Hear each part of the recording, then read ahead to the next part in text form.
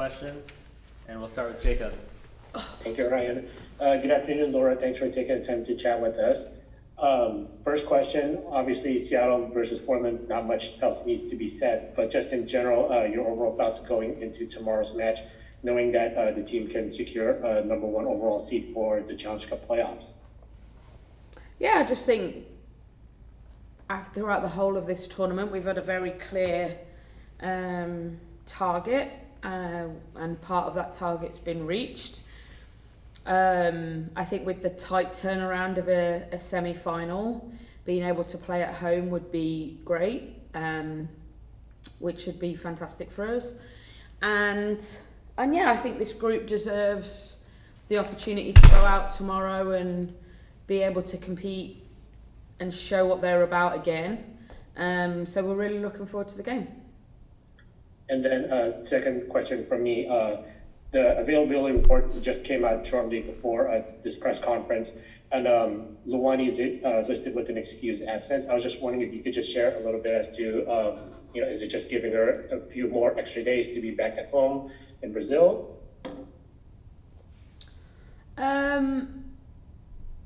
Yeah, I'm not going to go into that. Okay, that's fine. Thank you. All right, Jeff, go ahead. You're going into a match that's got pretty good pre-sale on tickets.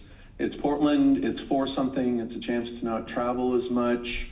How is it preparing a team that's not the real, it's your Challenge Cup lineup? How is the mood of the club knowing that they're going into something that has a chance to be kind of special tomorrow? Yeah, I think it's Seattle-Portland, right? Like, you're always looking forward to that game whenever it comes around. The fact that it's got a little bit of something on it for us and for them, it's probably Seattle-Portland, and that's the biggest target for them. I think it's great, and the fact that we've got a good attendance potentially come in just is unsurprising, because it's the fact that it's Seattle-Portland, I think is great. And yeah, I'm just really happy that this group gets a really opportunity to go out and show who they are again. I think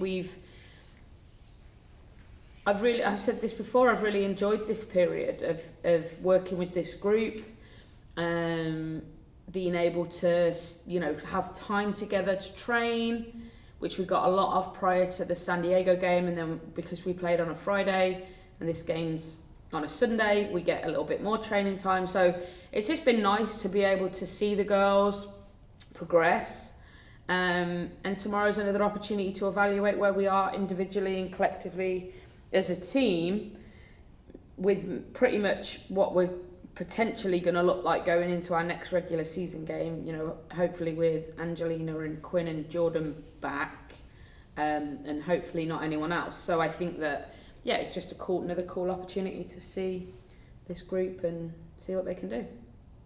And then holistically on the season, you sculptured the season and the roster built around targeting a regular season success and a Challenge Cup success, and you built the roster. You played your Club America match kind of with the Challenge Cup lineup. How are you feeling about how that's progressing this year, going into the run-in now, knowing that you've set yourself up to actually accomplish those goals? Yeah, I mean, we've got to the semi-finals, so everything else is a bonus regards Challenge Cup. We've got where we want to be. We have to then get ready for whatever that game looks like. I think the bonus would be playing at home, but did we set the roster up right for that? Maybe. It looks like we did. Like, we haven't conceded a goal. We've been able to play all these players, which has been great.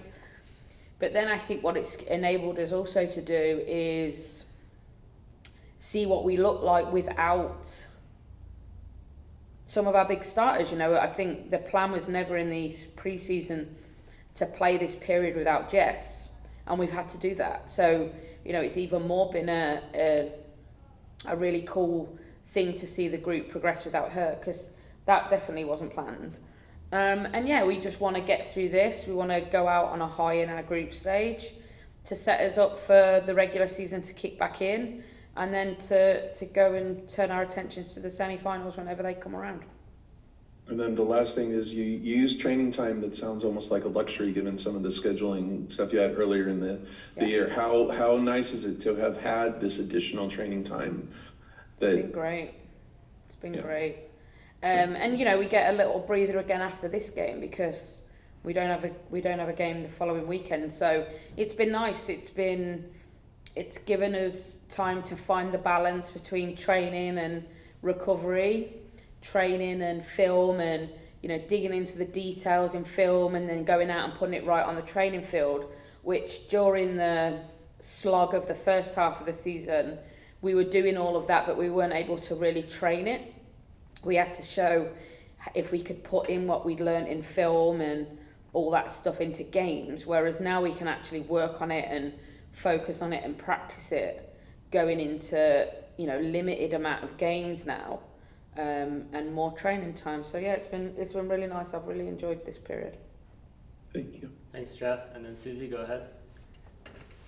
You mentioned Jeff's absence, and I was just going to ask Laura, just how's her recovery going? Good. Yeah, we're just taking our time. You know, it was obviously an injury that we tried to manage in a different way, where we kept trying against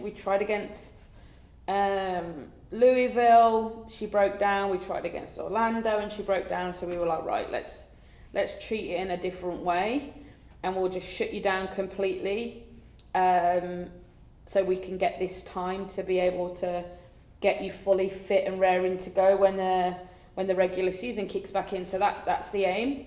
And same for her, like she's training, she's back with the group now, which is great. And you know, I'm looking forward to having a fit and raring to go Jess Fishlock. And we just got to chat with Ola about the game, and you know, she's only in her second year, but already such an integral part of this squad. And I'm just wondering, what do you think about her development and kind of what impact she can make in the second half of the season? I mean, she's exceptional. I think she has a huge future. Her talent alone enables her to do that. How she's progressed, how she's developed, her mentality to being a professional, all these things. I think she has been the nicest surprise I've had in my coaching career for a long time. That, you know, when we bring in rookies and, you know, what do we get her in the third round? I think the expectation of what you're going to get from them, it's always different, but what she's able to commit to every week, what she's able to put out on the field every week, that she doesn't play like someone who's in her second season. And everyone's journey is really different. You know, I think that some players take time and will still achieve really high things. For Olo, like you said, she's integral to us. I think she is now probably feared by opponents too, which she would never believe, but I think it's true, because she's really impactful in games. She's very, very impactful. So yeah, she's an exceptional talent. We're very lucky to have her. Thanks, Susie. And then Jacob, go ahead. Laura, we asked Ola this earlier. How's your World Cup bracket so far? Dead. Pointless. I haven't looked at it since Brazil lost.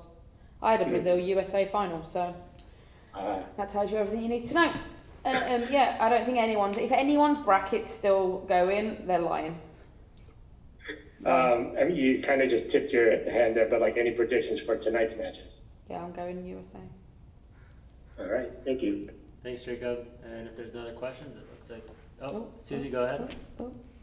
I was just going to ask, related to that, watching from a coaching perspective, what is your observation just been on this World Cup and some of the tactical angles of it? Oh, you got me sitting on my chair, Susie. Yeah, I think it's been really cool to watch. It's been hard to watch, but it's been, as in the time, it's been hard.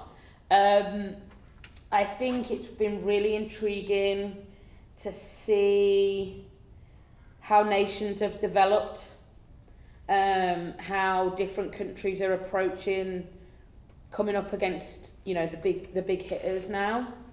You know, I think back to, I don't know, even 2019 maybe, like the way Morocco would have gone about playing Germany is way different to how they go about playing Germany now. And I think the biggest change for that is that I think everyone knows physically they can compete with anyone in 90 minutes. So if you then match that with, okay, this is our tactical plan, whatever their tactical plan is, I'll look at Japan. Japan go against Spain and go, right, if we high press them, Spain are just going to play around us. So we're just going to drop off, get our defensive shape right, and transition on them. Like, no one in the world would have thought that about Japan. And I just watched that game thinking, wow. And then you've got a team like England. I'm a big Serena fan. And, you know, traditionally 4-2-3-1, 4-3-3, whatever they play. Lose Kira Walsh, boom, back three.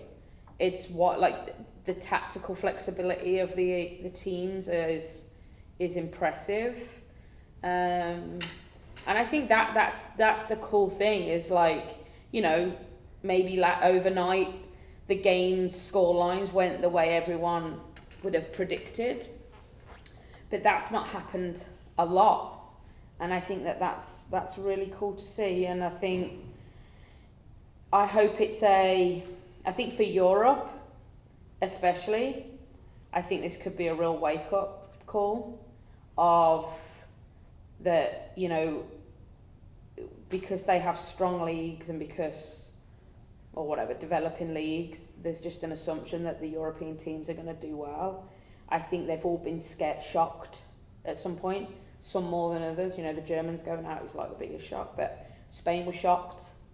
France nearly got shocked. You know, I think there's been a few shocks along the way in regards to Europe, and I think that what I hope is it means more investment, more resources at club level and at international level so people can go out and compete. Because I think it's, you know, like Canada, they don't have a domestic league, so what do we expect? What does their pathway look like underneath what we all, out of the stars that we already know? Like, you've got to have that depth, and I think that some of the younger nations have that, and which is great, and I've loved it. I think it's been amazing. But I think I could talk about this for a long time, but I think tactically, I think the biggest thing that everybody's organised, every single team, everyone's organised, everyone has a defending strategy that they're going to put together for each opponent. Everyone has a defending strategy that's going to maybe change dependent on opponent and where they come from. And then we're not just going to defend for our lives, but we're actually going to defend to then do this. And we're going to offensively do this. And yeah, it's fun to watch. All right, thanks, Susie. That was a really short answer to a really long-winded question. And that'll be it for questions. Thanks, everyone. See you tomorrow. Thanks, Laura. guys.